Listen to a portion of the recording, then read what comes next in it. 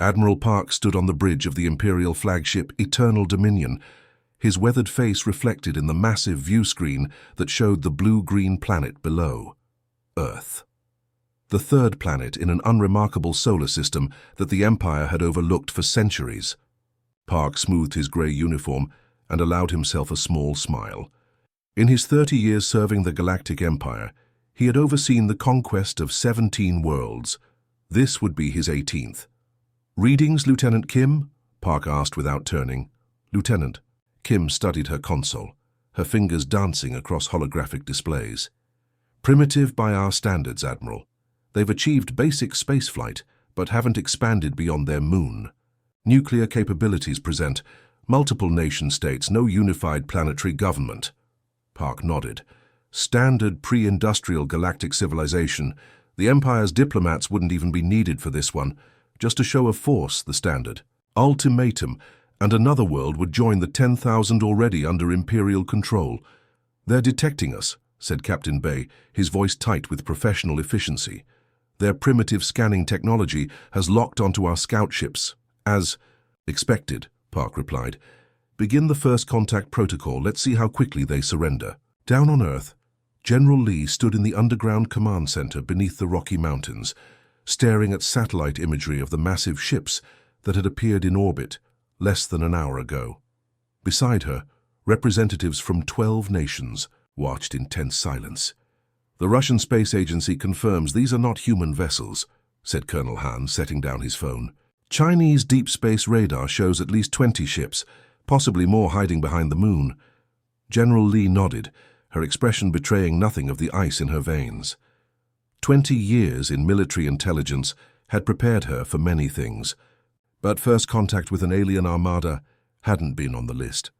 "They're broadcasting," called out Dr. Song from the communication station. "All frequencies, all languages. They've somehow mastered our communication systems." The screens around the command center flickered, and the face of a humanoid figure appeared.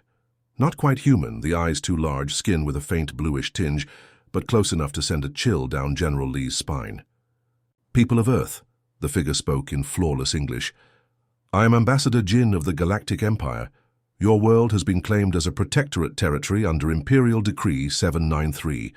Your surrender is expected within 12 Earth hours. Resistance will result in demonstration strikes against uninhabited areas, followed by targeted military response. This is not negotiable.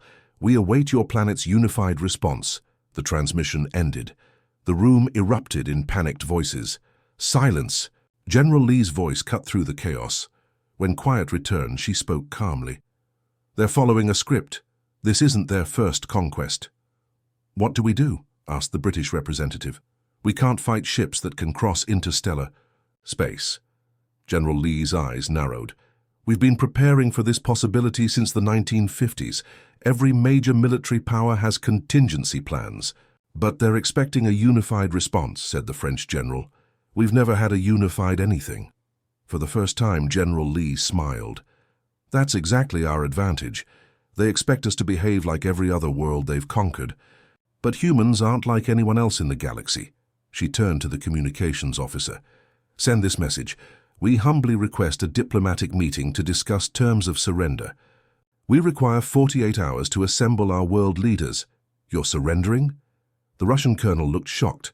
"I'm buying time," General Lee replied. "While publicly we'll negotiate, privately every nation will activate Ghost Protocol." The room fell silent. Ghost Protocol was the classified response plan for alien invasion, developed jointly but implemented separately by each nation to ensure no single point of failure. In orbit, Admiral Park received the humans' response with a satisfied nod. 48 hours, they're stalling, but it doesn't matter." "Should we grant their request?" asked Captain Bay. "Of course, let them think they have time to prepare. It makes no difference to the outcome." Park studied the planet with mild curiosity. "Have our analysts prepare cultural briefings. I like to understand the civilizations we absorb." Lieutenant Kim approached with a data tablet. "Sir, preliminary analysis of their communication patterns shows something unusual." "Unusual how?" Park asked, taking the tablet. "They're communicating with each other far more than they're communicating with us. Different encryption protocols, scattered transmissions. It's chaotic. Park waved his hand dismissively. They're frightened and disorganized. It's typical of pre-unified worlds. Kim hesitated. Sir, with respect, it doesn't match our historical conquest patterns. There's something deliberate about it. Park handed back the tablet. Your concern is noted, Lieutenant, but they're using technology centuries behind ours. This will be a routine acquisition. As Park turned back to the view screen, the planet below continued its silent rotation. If he could have seen through the clouds, through the buildings into the bunkers and command centers, he might have noticed something that no conquering empire had ever witnessed before. Humanity, while seemingly scattered and divided, was quietly preparing for war in a way unlike any species the Empire had ever encountered, and in the coming days, the Empire would learn why they should have run. The Galactic Empire's first battle against humanity. They should have run, Commander Kang's eyes burned from staring at screens for 15 hours straight. The small team of Imperial analysts had been tasked with understanding Earth's military capabilities, and what they found made less sense the more they studied it. This can't be right, she muttered, rubbing her temples. The data before her showed a species that had spent its entire history fighting itself. Not just fighting, innovating new ways to fight with each conflict. Captain Bay leaned over her shoulder. What have you found? Kang gestured at the historical timeline. Look at this. In less than 100 years, they went from basic flight to nuclear weapons. Their military technology advances faster during conflicts than any species we've encountered. That's unusual, Bay admitted. It's more than unusual, Kang replied. Most species develop technology, then weaponize it. Humans often develop technology specifically for war, then find peaceful applications afterward. She pulled up another screen, showing military bases across Earth. And look at this. They maintain massive standing armies even when not at war. With each other, they run constant drills, simulations, war games. They're always preparing for the next fight, Bay frowned. Prepare your assessment for Admiral Park. I'm sure it won't change our approach, but he should know. Meanwhile, on Earth, beneath the Swiss Alps, Dr. Song worked frantically with a team of engineers from 9 countries. The massive underground facility had been built during the Cold War, but expanded secretly in the decades since. One of humanity's many insurance policies against extinction. The Chinese anti-satellite system is compatible with our targeting software, called out a German engineer. We've integrated it successfully. Dr. Song nodded without looking up from her workstation. The Russians have delivered their atmospheric interference technology. The Americans are bringing their pulse weapons. Across the room, tech specialists from Japan and South Korea were reverse engineering fragments of Imperial technology recovered from a scout ship that had entered the atmosphere. They'd been given just days to understand alien tech that was centuries beyond human development, yet they were making progress. Their communication systems are based on principles we understand, said the Korean specialist. Different application, but the physics is the same. Dr. Song finally looked up from her screen. How much of their language have we decoded? About 15%, enough to create limited false signals. She allowed herself a small smile. Perfect. Keep working. Above them, the diplomats played their part. A delegation of Earth's leaders had been assembled, a carefully orchestrated show of disunity and fear. They negotiated with Ambassador Jin, appealing for more time, appearing to squabble among themselves. Admiral Park watched these proceedings from his ship with growing impatience. A waste of time, he told his officers. They're delaying the inevitable. Prepare a demonstration strike, as we discussed, the uninhabited region they call Antarctica. Lieutenant Kim cleared her throat.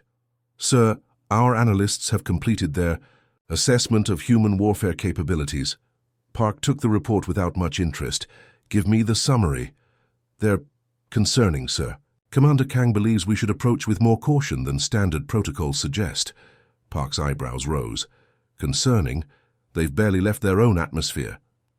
It's not their technology, sir. It's their approach to warfare. Kim hesitated. They fight differently than other species. They adapt quickly, and they're extraordinarily willing to take losses that other civilizations would consider unacceptable. Park scanned the report, his expression darkening. They've had over 15,000 separate wars in their recorded history. That can't be right. The data is correct, sir. They've been fighting continuously since they developed weapons, sometimes globally, sometimes in smaller conflicts, but always fighting somewhere. Park set down the report. Their technology is still primitive compared to ours. Proceed with the demonstration strike. Let's see how willing they are to resist when they understand our power. The order was given. 5 Imperial destroyers moved into position over Antarctica, their weapons designed to minimize collateral damage while maximizing psychological impact, fired in perfect synchronization. From orbit, the energy beams looked like threads of light connecting ships to planet. On the surface, they carved a perfect Imperial insignia into the ice shelf, 5 miles across, deep enough to reach the ocean below. Admiral Park addressed Earth immediately afterward. This demonstration represents less than 1% of a single ship's offensive capability. You have 12 hours to surrender unconditionally. What Park didn't see was the network of sensors humans had quietly deployed around Antarctica. As the Imperial weapons fired, those sensors collected terabytes of data on energy signatures, radiation types, delivery methods, and more. The data was instantly transmitted to facilities around the world. In her underground lab, Dr. Song received the information with grim satisfaction. "We have their weapons profile," she announced to her team. "Begin countermeasure development." Immediately, General Lee, watching from a separate facility, turned to Colonel Han. "They've shown their hand. Typical Empire thinking, expecting shock and awe to work." "Will our defenses be ready in time?" Han asked. Lee's face was a mask of determination. "They don't just need to be ready. They need to surprise the hell out of these arrogant invaders." She picked up a secure phone. "All commands, initiate Phase 2. The clock starts now." In orbit, Admiral Park received congratulations from his officers on the perfect demonstration strike. If he had looked more carefully at Commander Kang's report, specifically the section on human responses to intimidation, he might have been less confident. The report had concluded with a warning he'd skimmed over. Unlike most species, humans tend to unify most effectively, not when offered peace, but when threatened. Historical data suggests intimidation tactics that succeed against other civilizations may produce the opposite effect on humans. The Empire was about to learn this lesson the hard way. The Galactic Empire's first battle against humanity, they should have run fleet. Commander Choi had conquered 11 worlds during her distinguished Imperial career. None had taken more than 6 days. Earth was now in its 3rd week of resistance, and her patience had evaporated like morning dew under twin suns. "Explain to me," she said, her voice dangerously quiet, "how a pre-interstellar civilization is still fighting after 20 days. The officers around the war table shifted uncomfortably. No one wanted to answer. "Major Shin," she finally said, focusing on her tactical officer, "you assured me their military capabilities were primitive." Major Shin swallowed hard. "Their technology is primitive, Commander. Their tactics are not." The holographic display between them showed the current state of the battle for Earth. 1/3 of the sector fleet, over 40 ships, had been committed to what should have been a simple subjugation. The standard Imperial playbook was clear. Destroy military infrastructure, eliminate leadership nodes, accept surrender within days. Instead, the glowing display showed Imperial ships in defensive formations, supply lines stretched thin, and scattered human resistance across multiple fronts. "Show me the morning's losses," Choi ordered. Shin reluctantly brought up the casualty report. 3 support vessels destroyed, 2 cruisers severely damaged, approximately 2,200 Imperial personnel lost. And what primitive technology accomplished? "This?" Choi's words could have frozen hydrogen. "They're submersible vessels, Commander." Choi stared at him. "They're what?" "Vessels that travel underwater, ma'am. They call them submarines. Most spacefaring races abandon such technology, but humans have refined it for centuries. They're virtually undetectable to our standard scanners and can launch missiles while submerged. On Earth's oceans, the submarine USS Colorado cruised silently at crushing depths. Inside, Captain Joe studied the alien vessel on her screen, HFY's massive Imperial supply ship, unaware of the predator beneath. Target locked, her weapons officer confirmed. Fire. The submarine shuddered slightly as missiles streaked toward the surface. Designed to penetrate bunkers, the modified weapons easily punched through the hull of the Imperial ship before detonating. The alien vessel didn't even have time to send a distress signal as it broke apart and sank. Captain Joe didn't celebrate. Dive deeper. Move us out of the area. Prepare for their response. Elsewhere, human resistance took different forms. In Bangalore, a team of programmers who had once developed antivirus software now worked day and night creating malware specifically designed for Imperial systems. Using fragments of code from captured Imperial devices, they had created digital weapons that propagated through the aliens' communication networks. In orbit, Lieutenant Kim stared at her console in disbelief. "Commander, something's corrupting." "Our targeting systems." Commander Kang moved quickly to Kim's station. "Isolate it." "I can't," Kim replied, real fear in her voice. "It's spreading through all linked systems. The humans have introduced some kind of self-replicating code. That's impossible," Kang said automatically. But even as the words left her mouth, she watched system after system flash red on the display. Across the Imperial fleet, targeting computers suddenly showed human cities where there were none, and empty ocean where crucial human military bases actually existed. The humans had created the ancient equivalent of a computer virus, primitive by Imperial standards, but devastatingly effective because the Empire had never needed to defend against such attacks before. Fleet Commander Choi slammed her fist on the war table. "They're one planet. How are they coordinating these attacks?" Major Shin pulled up new intelligence. "We believe they're using their underwater communication cables, Commander. We've been targeting satellite and wireless communications, but they've maintained redundant physical networks underground and underwater." "Cut the cables," Choi ordered immediately. "We've tried, Commander. The ocean is vast and the cables are difficult to locate without precise maps." "And?" He hesitated. "And what?" "And they seem to have anticipated this. They've been laying new cables nightly. Our intelligence suggests they prepared for this conflict long before we arrived." In the North Atlantic, aboard a nondescript cable-laying ship, Engineer Lee monitored the deployment of the newest communication line.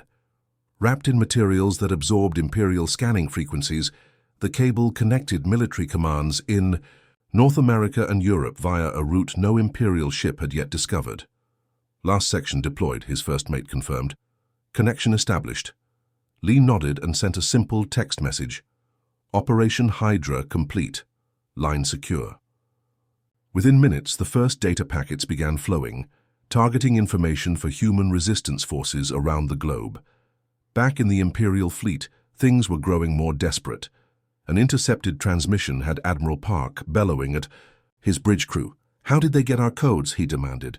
No one had an answer. The truth was humiliating. Humans had captured several Imperial soldiers, and rather than treating them according to the Empire's expectations, had offered them medical treatment and false promises of asylum. 3 Imperial communications officers had provided enough information for humans to partially break Imperial encryption. But the most shocking development came when Major Shin updated the fleet defensive protocols. "Commander," he said, his voice hollow, "the humans have begun using kamikaze tactics." "Explain," Choi demanded. "They're loading aircraft, primitive jet fighters, with explosives and piloting them directly into our ships. The pilots don't eject. They'll deliberately die in the attacks." The command room fell silent. Suicide tactics were unheard of in the Empire. The concept of sacrificing pilots, highly trained military assets, was completely foreign to Imperial military doctrine. "Why would they do this?" Admiral Park asked, genuinely bewildered. "It's irrational." Commander Kang spoke up, her voice quiet but firm. "No, Admiral, it's human. I've been studying their military history. They have a long tradition of self-sacrifice in battle. They consider it honorable under certain circumstances." She pulled up historical images on the main screen. Ancient human warriors in various cultures, all choosing death over surrender. When humans believe their entire civilization is threatened, their normal behavioral constraints change. They become something else. Fleet Commander Choi stared at the images, a rare feeling of unease settling in her stomach. In 3 centuries, the Empire had subjugated thousands of worlds. None had ever displayed this level of resistance, this willingness to die rather than accept imperial rule. "They don't know when they're beaten," she murmured. "No, Commander," Kang replied. "I believe they know exactly when they're beaten, and that's precisely when they fight hardest. On Earth, in underground bunkers and hidden command centers, in submarines beneath the waves and in mountains hollowed out during old human wars, the resistance continued. They had expected this day might come, not aliens specifically, but existential. Threat? Humans had spent their entire history preparing for war, and now faced with an enemy who should have easily defeated them, they were showing the galaxy why humanity had survived every catastrophe their brutal planet had thrown at them. The Empire was learning, too late, what should have been their first principle of xenoanalysis. Species that evolve on death worlds don't surrender. They adapt. They overcome. They win or they die trying. The Galactic Empire's first battle against humanity, they should have run Supply Officer Yoon, had never filed a shortage report in his 15 years of Imperial service. Now, he was filing them daily. "We're running. Critically low on reactor fuel cells," he explained to the War Council. "The deployment has lasted 5 times longer than planned. Our supply chains weren't designed for a sustained campaign against this level of resistance." Admiral Park's face had aged 10 years in the past month. "Can we bring in supplies from the Centauri sector?" "The nearest depot is 3 weeks away," Yoon replied, "and we'd need to divert ships from the blockade to escort them." The Admiral stared at the holographic display of Earth, rotating slowly with its scattered human settlements and vast oceans. Such a small world to cause so much trouble. "What about our ground forces?" he asked. Major Shin grimaced. "We control less territory than we did a week ago. The humans are using their knowledge of local terrain to devastating effect. Our troops are reporting unusual tactics."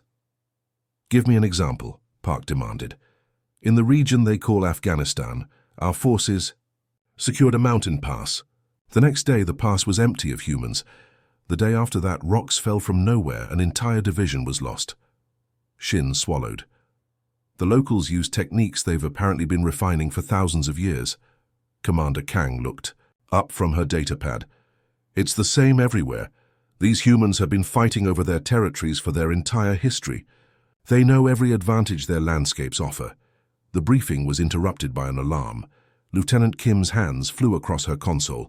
"Sir, we're detecting energy signatures consistent with our own engines, but they're coming from Earth." "Impossible," Park whispered. On the view screen, the impossible appeared. Rising from a hidden base in what humans called the Gobi Desert was a squadron of 12 fighters. Their design was unmistakably Imperial, but each bore crude human markings. "Painted on the hulls." "They've stolen our ships," Captain Bay said in disbelief. "Worse," Kang corrected him. "They've learned to fly them." Colonel Han sat in the cockpit of the lead fighter, his hands steady on controls that had been alien to him just weeks ago. The captured Imperial ship responded beautifully, faster and more maneuverable than anything humans had ever built. "Dragon." "Squadron, form up," he ordered calmly. "Remember your training. These ships can take more G-forces than you can. Don't black out." 11 acknowledgements came through his headset as the stolen fighters assumed attack formation. Behind them, the massive underground hangar that had once housed experimental aircraft was now a hub of frantic activity as engineers worked to understand and replicate more Imperial technology. First target is their supply carrier in Sector 4, Han continued. "Their fighters will respond. Be ready." The Imperial carrier never saw them coming. The stolen fighters were running on Imperial identification codes, captured during previous battles and modified by Earth's best hackers. By the time the carrier realized these weren't friendly ships, Dragon Squadron had already fired their first salvo. The carrier erupted in flames. Imperial fighters scrambled to respond, but the human pilots were doing something the Empire considered tactically insane. They were flying directly into the defensive fire, taking hits that would make any Imperial pilot veer away, getting close, enough that the carrier's automated defenses couldn't target them without hitting friendly ships. Admiral Park watched the battle unfold with cold horror. They've adapted to our technology too quickly. This shouldn't be possible.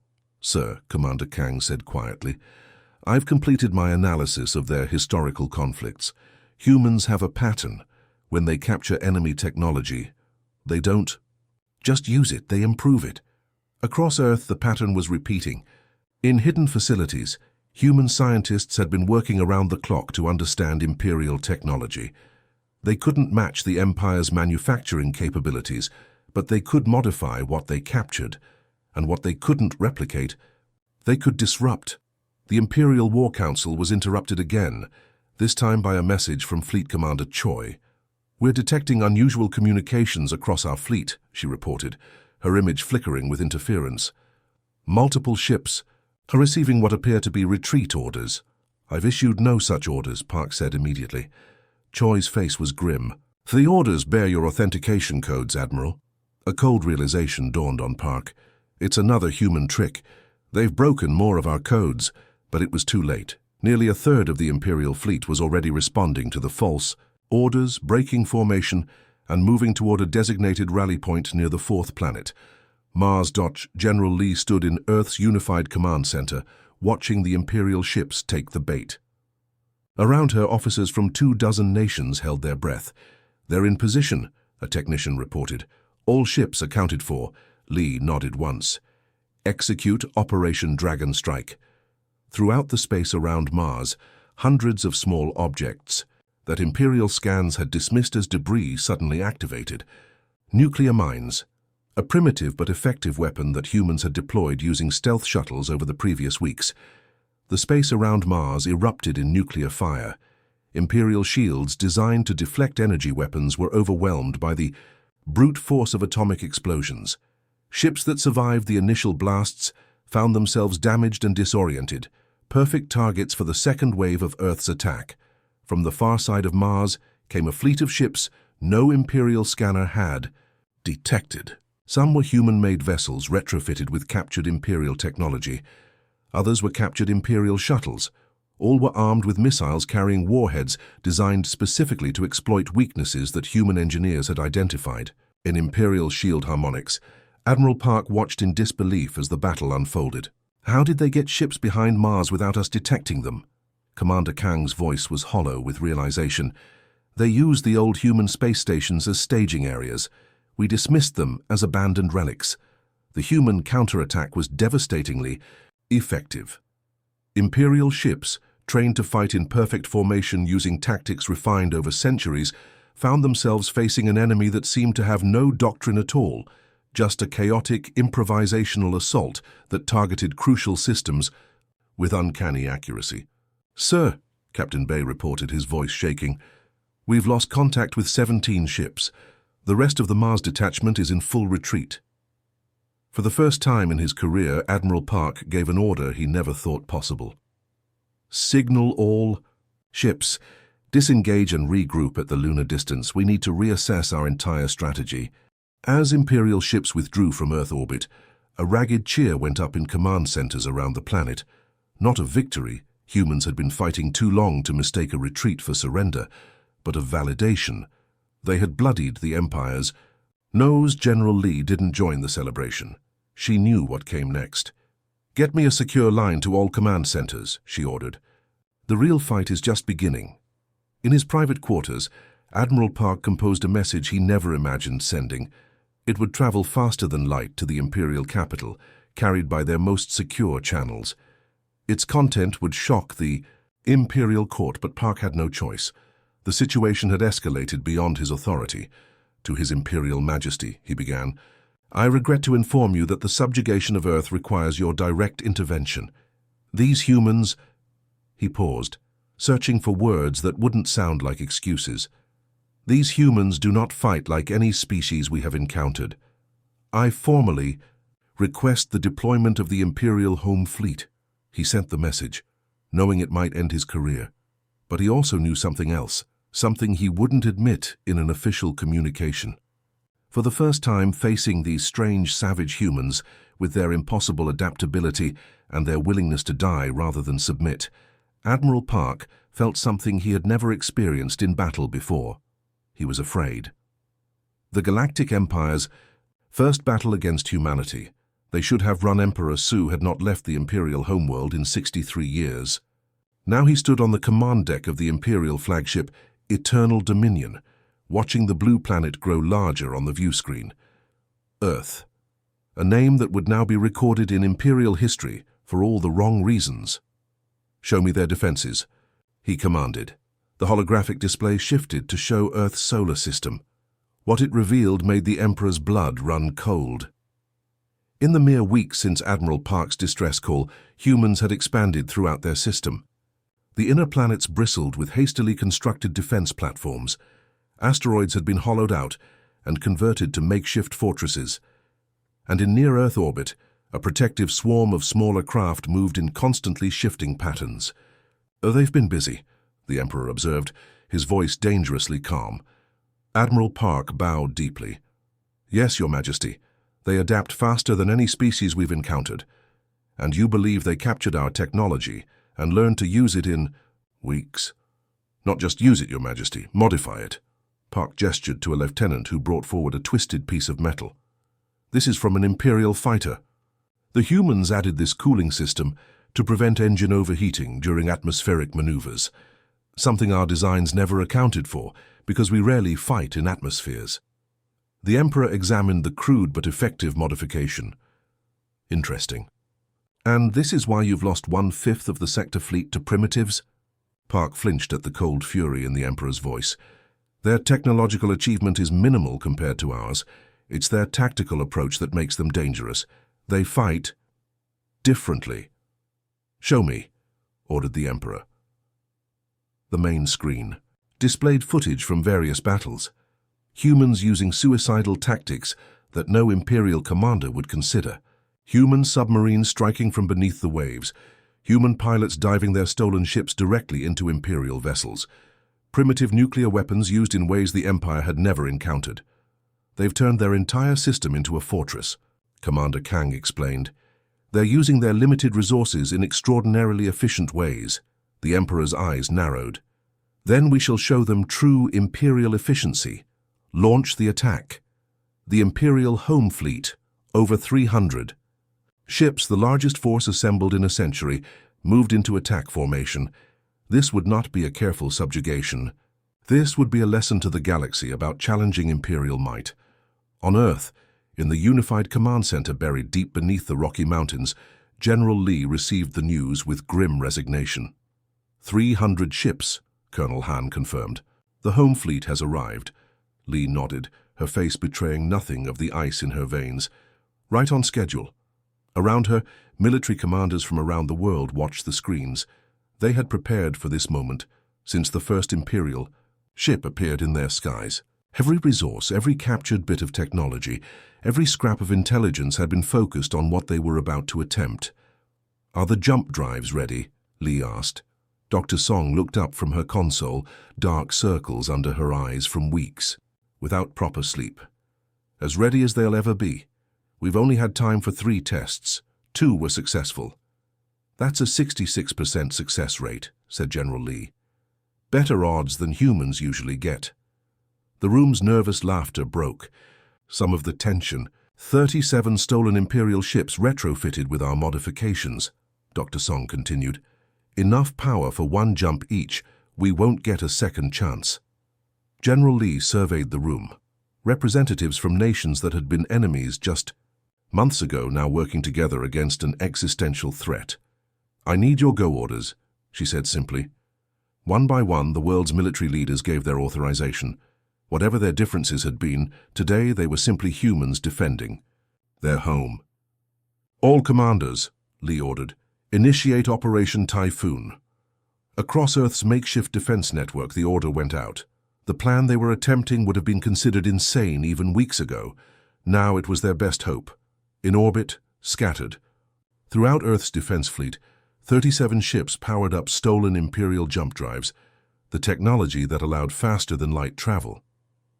But these drives had been modified by human engineers with one critical difference.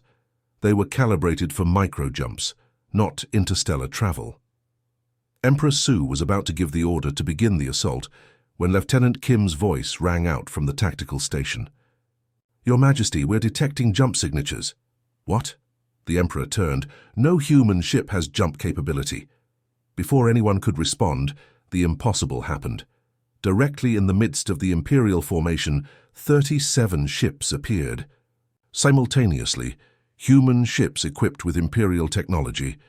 They had jumped from Earth's orbit directly into the heart of the Imperial fleet, bypassing all outer defenses. The tactic defied all logic. No Imperial commander would ever jump. Blind into an enemy formation, the risk of materializing inside another ship was too great. But humans had calculated those risks and found them acceptable. 7 human ships were destroyed in the jump, rematerializing in the same space as Imperial vessels. But 30 survived, and they had arrived exactly where they intended, surrounding the Imperial flagship. The Emperor watched in disbelief as the human ships opened fire at point-blank range. Imperial shields, designed to stop attacks from outside the formation, were much weaker against threats that had bypassed them entirely. "Return fire!" shouted Admiral Park. "All ships, protect the Emperor!"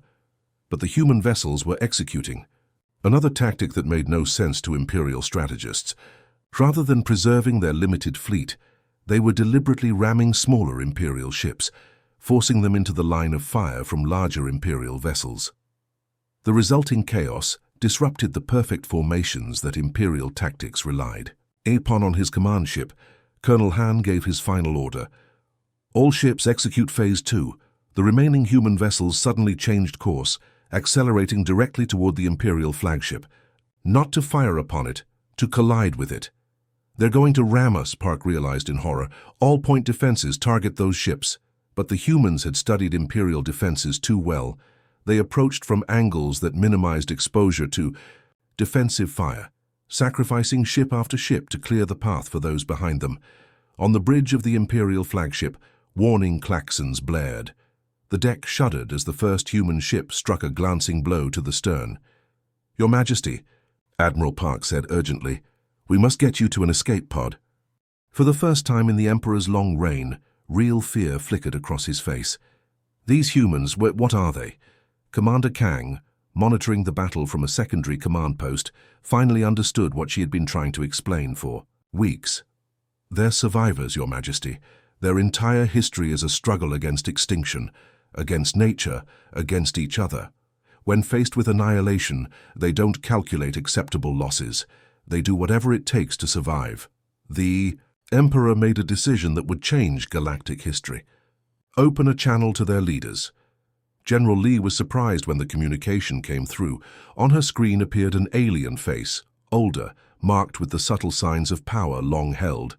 "I am Emperor Su of the Galactic Empire," the figure announced. "You have fought admirably. I offer terms for cessation of hostilities." Lee's expression remained neutral. "I'm listening. Withdraw your suicide ships. In exchange, I will withdraw the home fleet beyond your moon. We will discuss terms that do not include your subjugation."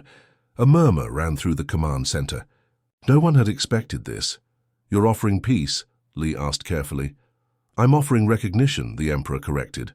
"In 10,000 years, no species has fought us to a standstill. Your tactics are unconventional but effective." The screens showed human ships still on attack vectors toward the Imperial flagship. Lee made her decision. "Stand down, all ships. Accept their withdrawal terms." As the orders went out, Colonel Han's voice came through, tense but controlled. "Confirm that order, General." "Confirmed, Colonel. We've made our point." In the days that followed, the unthinkable happened. The Emperor of 1,000 worlds sat across from human leaders to negotiate not a surrender, but a treaty, the first in Imperial history that recognized another species as equals rather than subjects. As the formal proceedings concluded, Emperor Su approached General Lee privately. "You could have destroyed my flagship," he said. "Why did you accept my offer?" Lee met his gaze steadily. "Because humans understand something your empire seems to have forgotten. The purpose of war isn't to die gloriously. It's to secure peace, preferably one where both sides survive." The Emperor considered this, an interesting philosophy from a species so skilled at warfare. Perhaps we're skilled at warfare precisely because we understand its cost, Lee replied. We've been paying it for our entire history. Years later, in the Imperial War Academy, the curriculum was revised. A new first principle was taught to all cadets. When encountering humans, proceed with extreme caution, or better yet, run. They are the species that fought the Empire to a standstill using stolen technology and primitive weapons. They are the species that turned certain defeat into victory through sheer determination and tactical innovation. They are humans, and they fight like nothing else in the galaxy. And throughout the stars, the legend spread of the small blue planet, whose inhabitants taught the eternal empire that some worlds are best left unconquered.